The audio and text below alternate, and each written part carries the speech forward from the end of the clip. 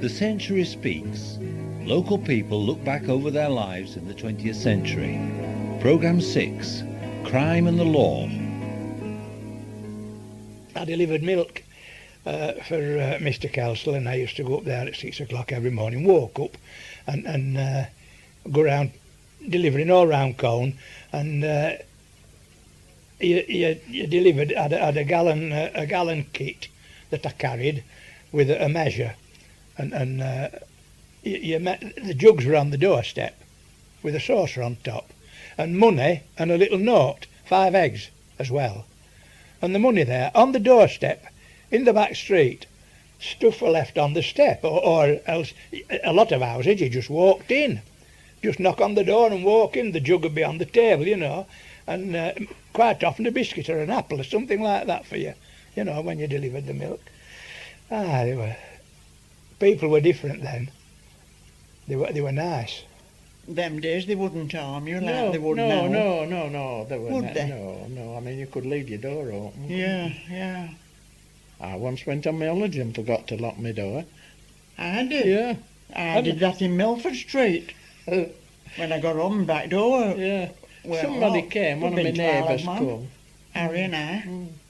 One of my neighbours come and pushed it too. They had the key. I mean, you'd have one of them keys like that, a right big key.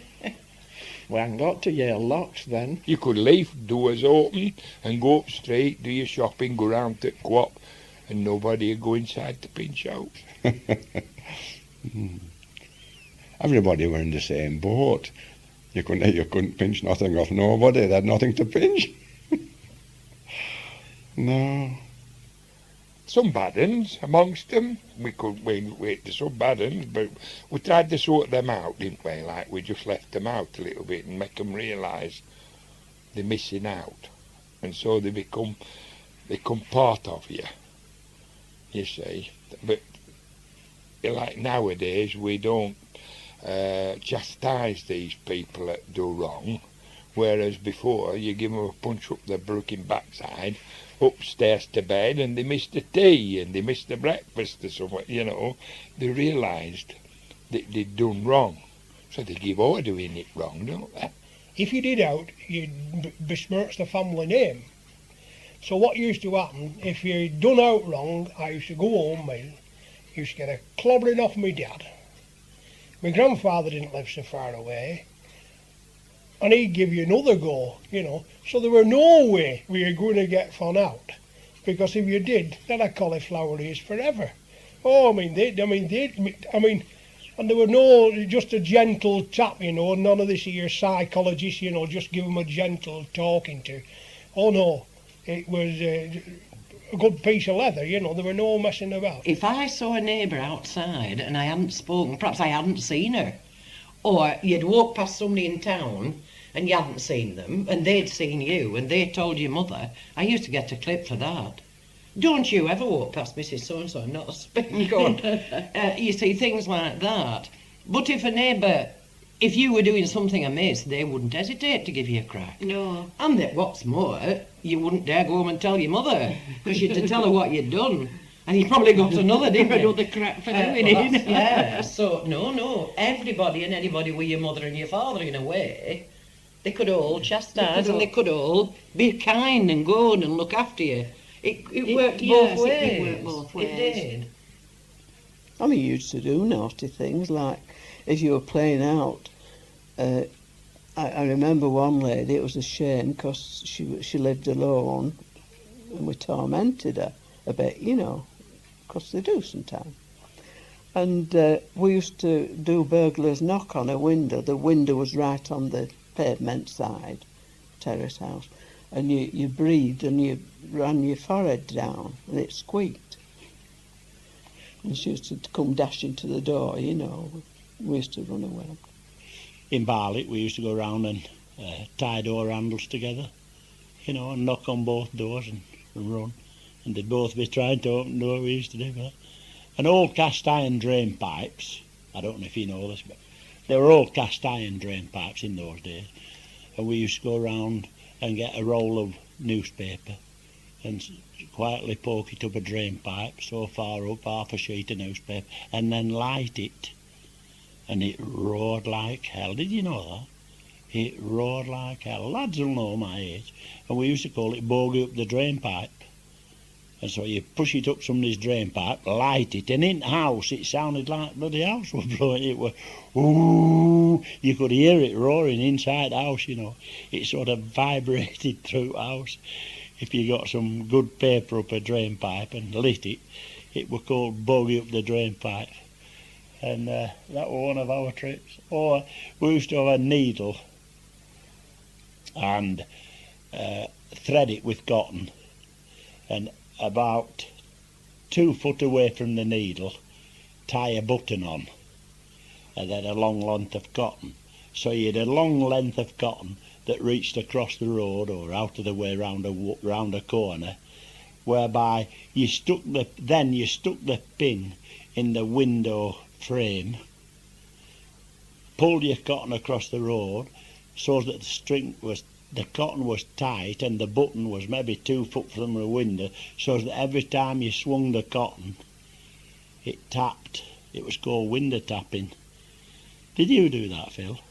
We used to window tap with this long length of cotton and a button, and we used to run like, you could pull this cotton and your pin came out, you still had all your tackle, and run like the devil. And yeah, we did all that. That was mischief to us, you see. Another thing that we used to do were we used to get a length of thin twine and tie it round one knocker down to the next door and tie it round the other knocker, and then knock on one. Well, it lifted the other. And when they tried to open the doors, they couldn't, and the doors would be going part, you know, you used to stand and watch the doors trying to be open like that, you know, trying to open them. Yes, but there were all sorts of little tricks that you used to get up to, like you put a drawing pin on the sneck, you know, the yard snecks. They had you know what a sneck is, don't you? Well, they get a bit of dog muck and put that on top of a drawing pin. And of course, whoever came to open the door, you know, oh! They'd prick the first thing they do is, when you prick your finger, you put your gob in it. Jimmy Eat was a lad for them sort of tricks, a lad called Jimmy Eat. And he's St John's Church in Albert Road. He's one of the side people there. In fact, he does most of the... that's this, you know, he's a right keen churchman. And he did all sorts of these things. Oh, they were funny, what a case with Jimmy. I mean, if boys were playing at a round lamppost like they used to gang around lampposts, if they saw a policeman coming, they'd disappear. Whether you were doing anything you shouldn't do. If you were swinging on the arm of a lamppost, which lads used to do, you got into trouble for that, you know. I remember getting caught on a motorcycle at 14-year-old going up Tubber Hill at Barley with a local policeman called Bobby Mack. And everybody knew him, he'd been there years in Barley. And he made me leave this motorbike where it was, give me a damn good hiding, and told me I'm going down to see your mother. You see, there were no summons and court and trouble. It was just a damn good hiding with his Mac. He lashed me with his raincoat, I remember so well, this black cape that he belted me with, and I ran all the way home bowling, and you know, had to get my brother-in-law to go up and get my motorbike and put it away, and promised never to put it on the road again until I were old enough, you know. So they were... And did that work? It did. A damn good hiding from his cape worked. Yes, it did. Yes, aye. They always carried a cape, you know, and the neck end of the cape went right. It had like a thickish collar, and clasps to fasten it with. Well, they were pretty heavy and they were pretty hard, and it was amazing how it were always them that hit you. It were always them that landed on your shoulder when they hit you with it. But it didn't do us any harm, did it? Well, I don't think it did. I've never done wrong, put it that road. And I don't know any of my pals that have. So, it were a good... I mean, I'd never think of doing anything wrong. You know, I'd never... Like, throwing a brick through a window, it wouldn't... I'd never think of that. No, I wouldn't. I'd like to. But I'd never do it. I mean, I haven't got this idea that everybody was good at all.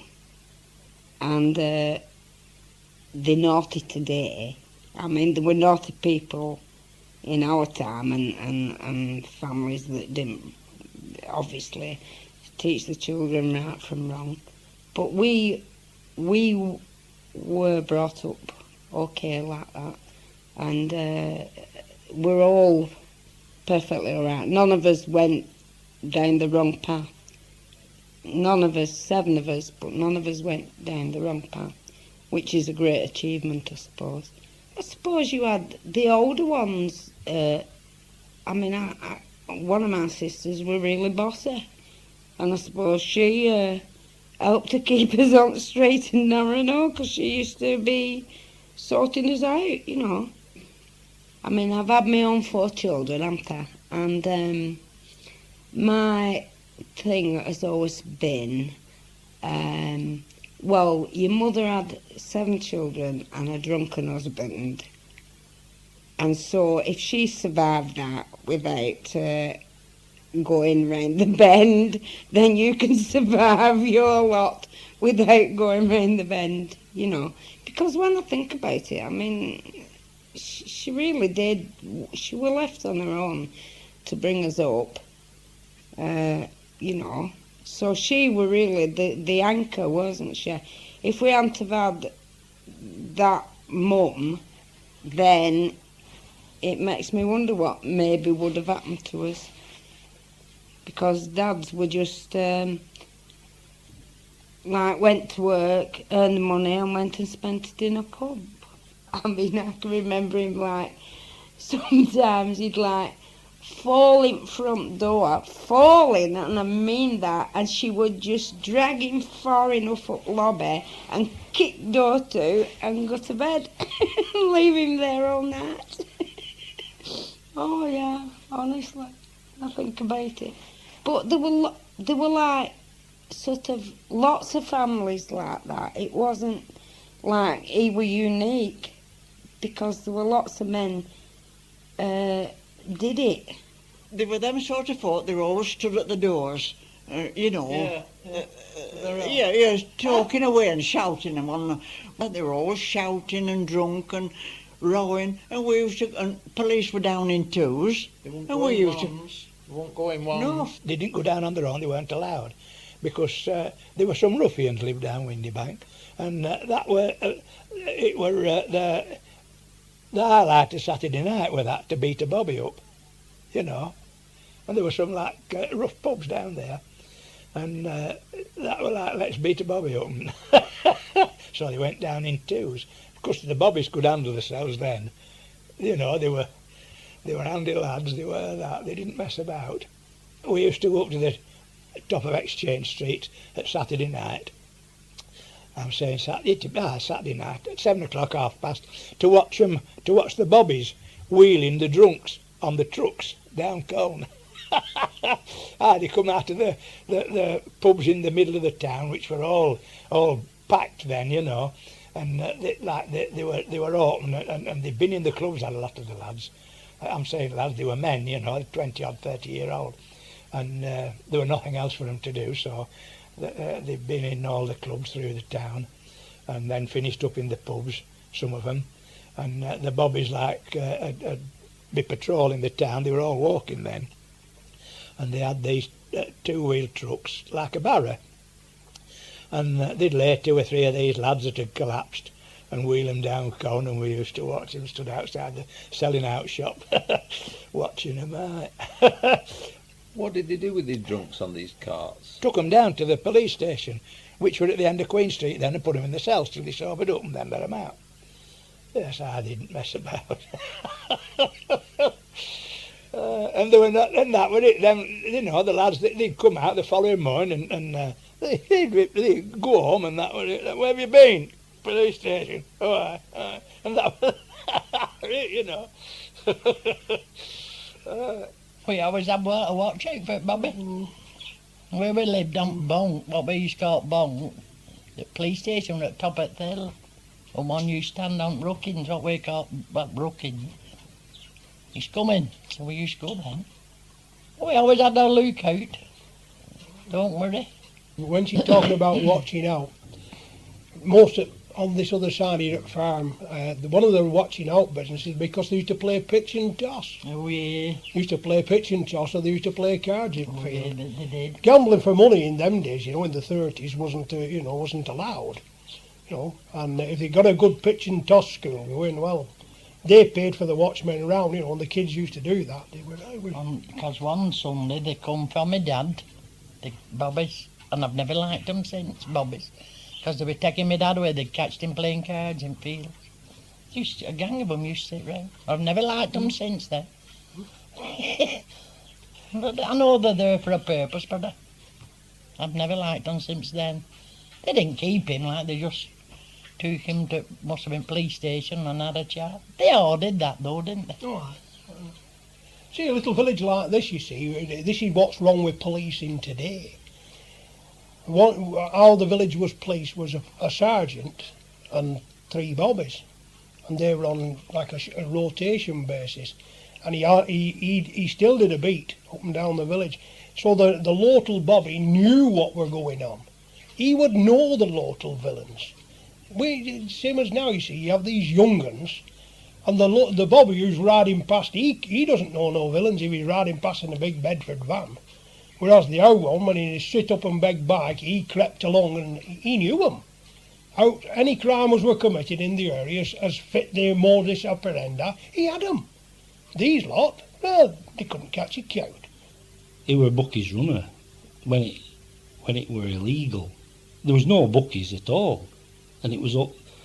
But there were a selling out shop in Padiham where owner would take bets. Police were after him all the time. That's what they were. You know, you'd end up in court if you were caught. But it were all done surreptitiously, I suppose. I don't know. Them were the villainies in the village.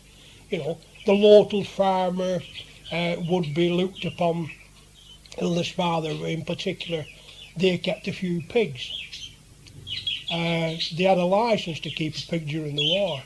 They only had a licence to keep 1 pig. They killed 2. You know, them were the type of villainies as went on, you know.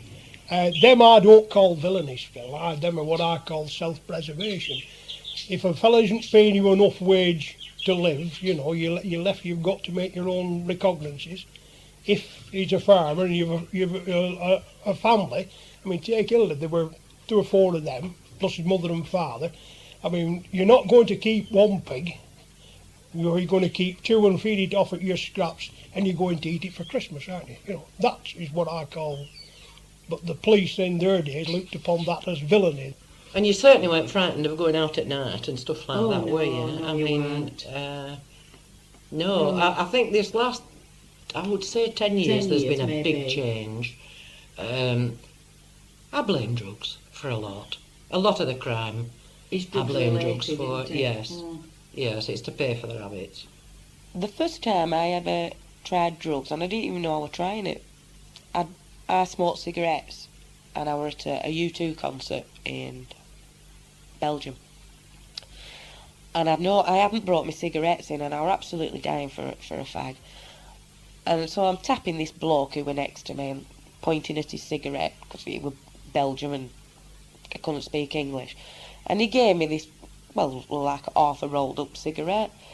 And I was smoking it, and I was thinking, bloody hell, what's going on here? And he wanted it back. And I thought, yeah, tight. So did you know, tells, you know, and he kept on, you know, trying to get this fag off me, and I'm smoking it. And then I realised that the music were getting a little bit intensified, and then it dawned on me, I thought, God, and it was a good experience. That concert was brilliant. Of course, you could go anywhere and get them. The Cathy bars, I would imagine probably colleges. I don't know because I wasn't at college. The bus station was a real den of iniquity with its open sides. It was still a den of iniquity. The Atlantis coffee bar in the Elgra. Anywhere you wanted to go, it was who you knew. It was networking, purely networking. You didn't have to be anywhere special. You could just meet somebody on a scooter outside the library or wherever. But it was growing very, very fast and became a money-making scheme rather than a fun scheme. So you got strangers moving in from other Todmorden of all the weirdest places. And did it involve crime in order to pay for the drugs? Definitely, yeah, breaking into chemist shops. The ones that were addicted by then were breaking into chemist shops and stealing barbiturates and in the hospitals. It was before the hospitals were quite as sealed as they are now, and they were moving in there and girlfriends who were nurses, and it was really beginning to get quite dangerous because they were pursuing any avenue to get the drugs. But breaking into chemist shop and dabbling in making them themselves. You've got a couple of clever lads who had some sort of degree in whatever it took to try and manufacture drugs, and that was another dangerous area because they were creating some weird and wonderful things. I don't think they were as widely available. No, they were, now. obviously, because we know they were, but I was never in a place where I was offered them ever. I don't think the same range was available. Oh, Speed once, but I were 18. And that were away, but I didn't have any. But I can remember everyone talking about this thing called Speed, but I didn't have any. They're in sweet form, aren't they now? And in little tablets that have pretty pictures on that are available for children in junior schools. And that's the difference in that I think from being a recreational thing that was that passed over from the days of the 60s, now it's big business, and they're out to get as many people as they can as early as they can, and I think that's probably the fundamental difference between how it was then and how it is now. It frightens me more than when you have children, it probably comes home to you a bit more, but now I think I'd rather George went and got blind drunk on cider and staggered down my stairs than because I don't know a lot about him. I think I'm more frightened of that, where our mums would have probably thought that about alcohol or smoking, wouldn't they? Yeah, that was the big thing. They've had drugs awareness night at school, which I did go to, and I was horrified because you don't realise people of my age, we're out of that culture altogether. And you wouldn't know that these little postage stamp strips that they brought home with little strawberries on were actually acid that they tear off, stick on the tongue and let it dissolve. You'd think they were little transfers or drawings, and they look so innocent. But I think they're doing a very good job at school. My lot have actually told me that the school next to theirs, you can get any drugs you want over that wall, if you want, but they're not getting any. They've all assured me they think it's completely stupid. If it was something like marijuana at a party with friends, that would give me less cause for concern than hard drugs or one ecstasy tablet. But I think they've been talked, they've had so many talks at school about this. They are terribly aware of it and what it can do, and it is their decision at the end of the day. But I don't know, it's just the fact of being on estate, there's a lot of drugs on it. I wouldn't like my children to grow up, and them turn to it. That's why I'd like to move, but like they say, everywhere you go now it's happening. Well, they're starting at all ages, aren't they? Like, when I was 14, 15, it were like barely, you barely saw them. They keep themselves to themselves, whoever were taking them. But now you just see them all over. They're just absolutely everywhere. It don't matter where you go in Burnley. Not just the estate. It's everywhere. You'll see them. You're bound to bump into one of them. Wherever you are. You're bound to, see them. You do find things now and again, like we've walked through the street before and we've found needles on the floor, and we've found someone picked them up and put them down the drain, for safety. children that's walking by, they don't know what they are, do they? If they pick them up, and it's Well, that's it. easily to prick themselves with them, innit? And I mean, but we have found them, we've seen them on streets and that, haven't we? Yeah, my little lad found one in next door to my mum's garden. There were no, the house were empty, and he found one in there and brought it into my mum's, and we took it to council. And my mum had to do with council about it, because they shouldn't be there. They always hang round this thing, it's called the brook, and there's a big river going through, and we just go down and play, right, and we keep on finding needles with drugs in. Yeah. We don't pick them up, we just go and tell my mum and dad, and they just phone police up. And outside the garage, when I went to the shop before, there's like these trees, and there were like a drug needle underneath it. It's really spoilt round here. There's nowhere to play around. There's just bad habit people around everywhere. There's a big thing done, like it says, most 40% of Britain's childs take drugs. It says that on outside hairdressers. I've lived with somebody who's taken them, and it were horrible. But he just didn't want to help himself. I offered to help him, but he didn't want to help himself. He just used to go behind my back. He'd promised me, that he'd try. I've even gone to a drug clinic with him on Westgate and sat there, and it was horrible for me to sit there, for me not taking them and sat around, all people like that. But no, it didn't make any difference. He'd just come back out of there and say we're going somewhere, to a shop or somewhere like that, and he'd come back drugged up. It's not just poor families that get affected. Like I know, through my own experiences, that a person who came from not a well-to-do family, but they weren't poor by any means. They were educated, and their son started dabbling in heroin, became addicted, and then they were wondering where the money were going, and where bits of ornaments were going, and and then I've been robbed. Like I'd get me family allowance, and I'd turn round and I think, where have I put that? I need have it. And that were a member of your own family. They're not bothered. Once they've wiped out what they can get in their own family, that's when they could start going to other houses. People become wise to them.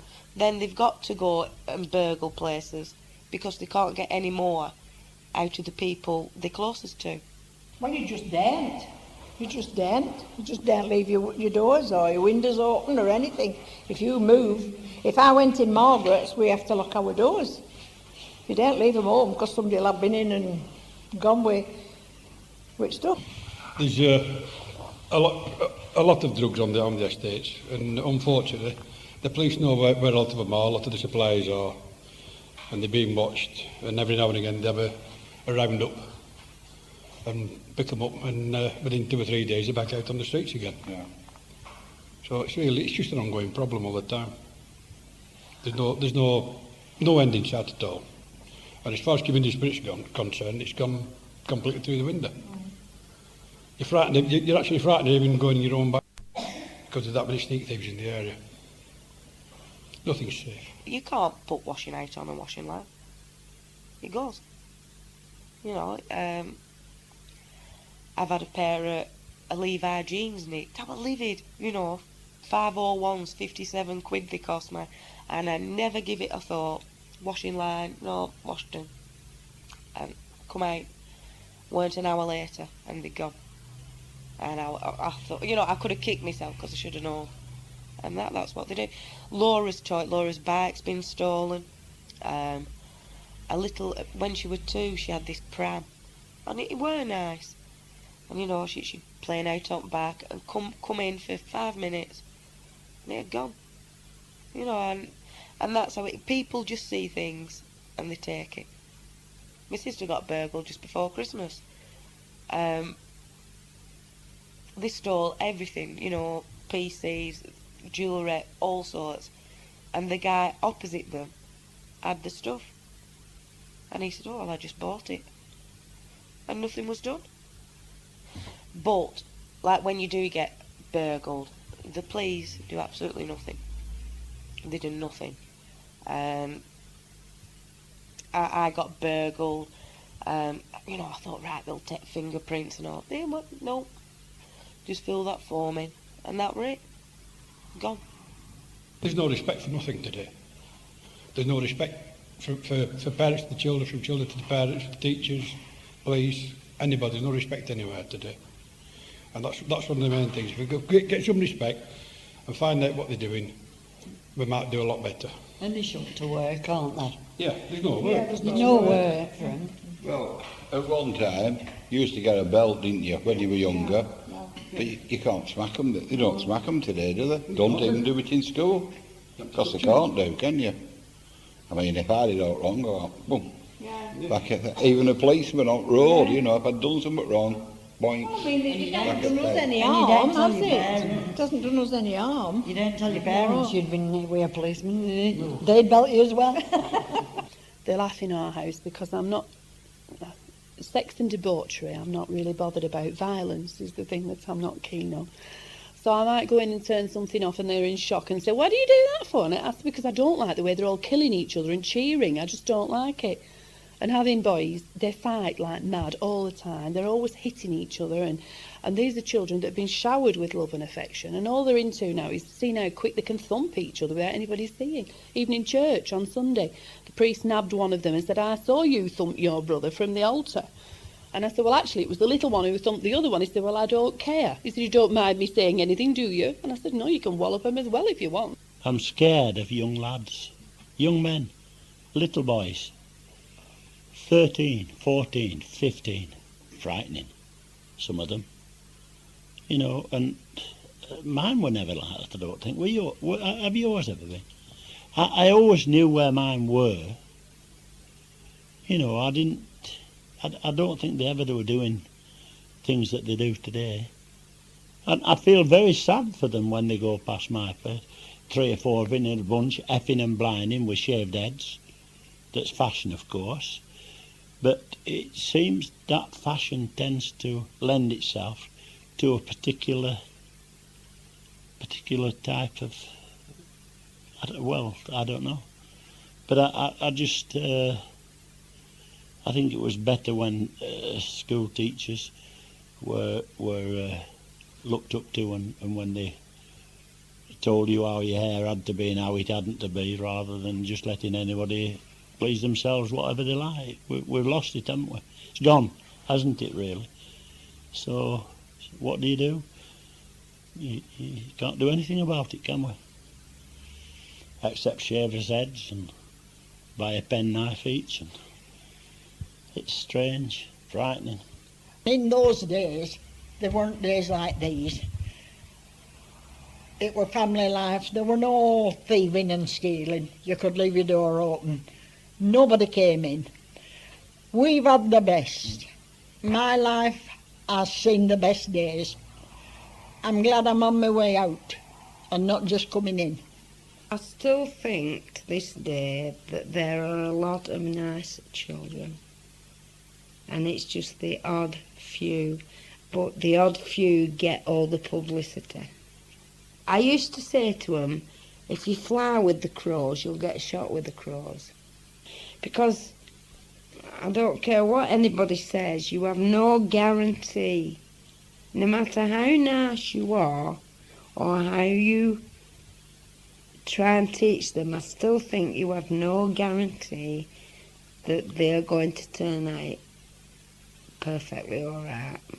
It just needs one little slip and go down the wrong road, doesn't it? And get in with wrong company. I don't know, maybe it's dissatisfaction with life, maybe it's lack of parental control. I think the family unit is different to how it used to be, you know, grandparents being involved with grandchildren. They help out when parents are busy at work. We've been lucky to have always had that, but other people aren't, you know. It's necessary for parents to go to work and leave the children alone. therefore making them vulnerable to anything that's going on around them, any bad influences. I think maybe it's an accumulation of the need for money, this materialistic thing. You know, we've got to be out there working, we've got to be earning money, and the idea that to buy them things makes up for maybe just sitting down and talking, just being together. You know, buy them a PlayStation and they'll be quiet for a few hours, sort of thing. Whereas maybe chatting for a few hours can, you know, they can learn such a lot, lessons in life.